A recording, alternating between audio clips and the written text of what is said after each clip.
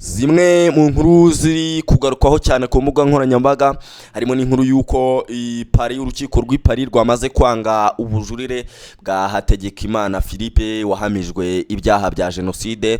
Urukiko rusesa imanza rwa Paris mu gihugu cy'Ubufaransa rwatesheje agaciro ubujurire bwa Hategekimana Philippe wahamijwe uruhare rukomeye muri jenoside yakorewe abatutsi yabaye mu mwaka w'1994. Rero urukiko ruhita runategeka yuko akatirwa igifungo cya burundu. Umwe mu banyamategeko bamwunganiye nyine abakorewe ibyaha nyine mu bice bitandukanye mu manza za Hategekimana, Maître Gisagara Richard yatangaje ko uyu mwanzuro usobanuye ko nta bundi bujurire uyu munyarwanda azatanga. Maître Gisagara rero yagize ati bidasubirwaho yakatiwe igifungo cya burundu.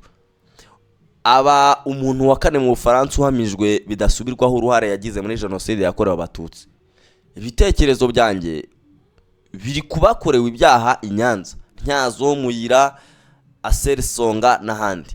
Abandi bantu rero bahamijwe bidasubirwaho n'urukiko muri jenoside yakorewe abatutsi mu Bufaransa ni Captain Simbikangwa Pascal wakatiwe igifungo cy'imyaka 25 muri 2014, Ngenzi Octavien na Tito Barahira bakatiwe igifungo cya burundu mu mwaka wa 2016, ndetse Hategekimana rero nawe akaba akatiwe iki gifungo. Hategekimana rero kugeza kuri ubu ngubu afite imyaka 69 yabaye umujandarume mu gihe cya jenoside yakorewe abatutsi. Yari afite ipeti rya adjudant chef aho akorera muri gendarmerie ya Nyanza muri prefecture ya Butare.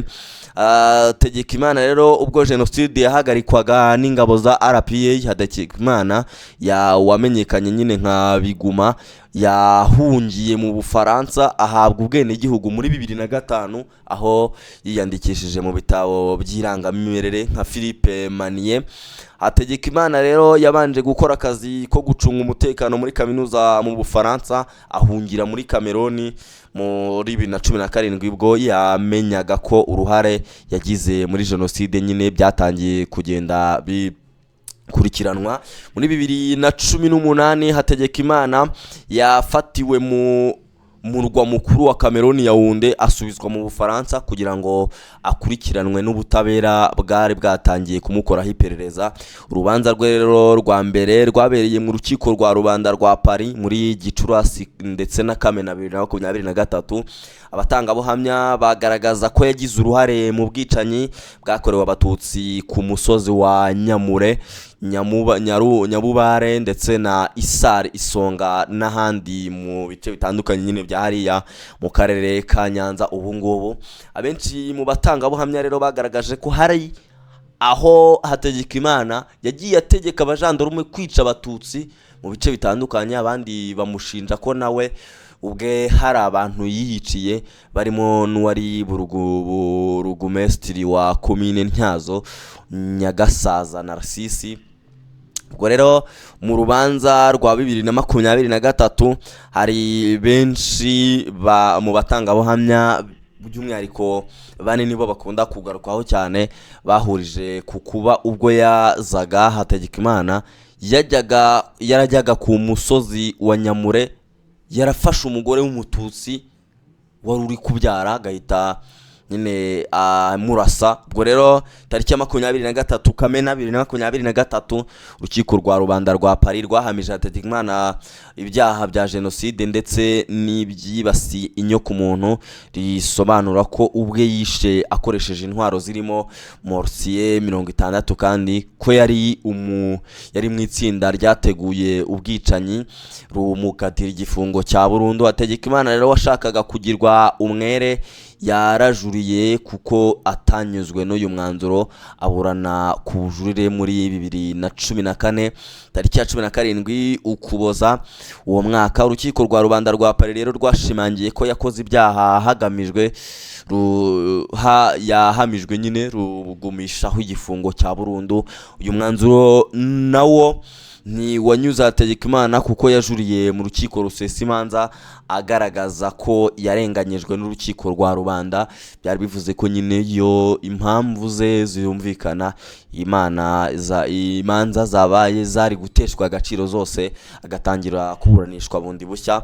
Ariko urukiko rusesa imanza rwa Paris rwahamije ko imanza za Hategekimana zubahirije amategeko, bityo ko impamvu yatanze nayo rwose ngo idafite ishingiro. Rwanzura ko rero ibyaha yahamijwe n'igifungo yakatiwe bizagumaho. Ubwo ni byinshi nyine byagiye bigarukwaho cyane ku ruru rubanza ruri kuburanishwa hariya mu bice bitandukanye hariya mu gihugu cy'Ubufaransa i Paris.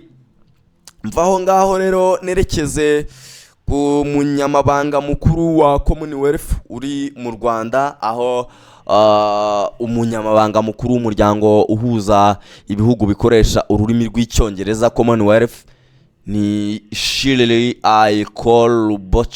ari mu Rwanda. Amakuru rero yashyizwe hanze na Minisiteri y'Ububanyi n'Amahanga ku wa 12 Kamena, ubwo hari ku munsi w'ejo, avuga ko Shirley ari mu Rwanda ku mpamvu z'akazi. Yakomeje ivuga ko uru ruzinduko rushimangira umuhate dusangiye wo kongerera imbaraga ubufatanye no guteza imbere inyungu duhuriyeho hirya no hino kuri mu bihugu bitandukanye bihuriye muri Commonwealth. Mu butumwa rero bashyize kuri X, Shirley yagaragaje ko yishimiye uko yakiriwe mu Rwanda.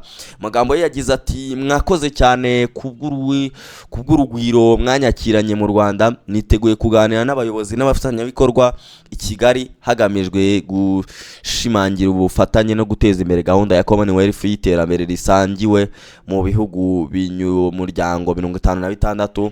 Kwa 12 rero ku munsi w'ejo Kamena 2026 nibwo Shirley yagiranye ibiganiro n'umuyobozi mukuru w'urwego rw'igihugu rushinzwe iterambere Jean Africa, ari kumwe na ambasaderi w'u Rwanda mu Bwongereza Johnston Businge. Ibiganiro rero byibanze ku kureba hamwe uburyo bwo kurushaho guteza imbere ubufatanye bw'u Rwanda ndetse n'ibihugu bigize Commonwealth, cyane cyane mu bijyanye n'ubucuruzi ndetse n'ishoramari. Impande zombi zaganiriye ku mahirwe ari guteza imbere ubucuruzi mpuzamahanga no gukurikirira abashoramari ndetse no kongerera ubufatanye bikorera hagamijwe guteza imbere ubukungu ndetse n'ubw'u Rwanda no gufasha urwego rw'abikorera kurushaho kwaguka ku isoko mpuzamahanga. Shiri rero yemejwe nk'umunyamabanga mukuru wa Commonwealth mu nama y'abakuru b'ibihugu za guverinoma yabereye mu mujyi wa Apia muri Samoa muri 2024. Izi nshingano yazitangiye ku ya mbere Mata 2025. Afite uburambe bw'imyaka irenga 20 mu bijyanye n'imiyoborere ya diplomasi ndetse n'imibanire n'ibihugu bitandukanye. N'uruzinduko rwa mbere agiriye mu Rwanda kuva yatangira izi nshingano. Rwanda rero mu bihugu bigize Commonwealth ndetse muri 2022 nibwo rwakiriye ni nama y'abakuru baza guverinoma byigize uyu muryango uzwi nka CHOGM. Ubwo abantu barabyibuka cyane, nyine ni byinshi nabyo biri kugenda bigarukwa kuri iyi nkuru. Ubwo rero kwakira abashyitsi ni ibintu byacu nk'abanyarwanda, biba bizi ko nyine twebwe kwakira byo ni ibintu twaciyemo impaka cyane.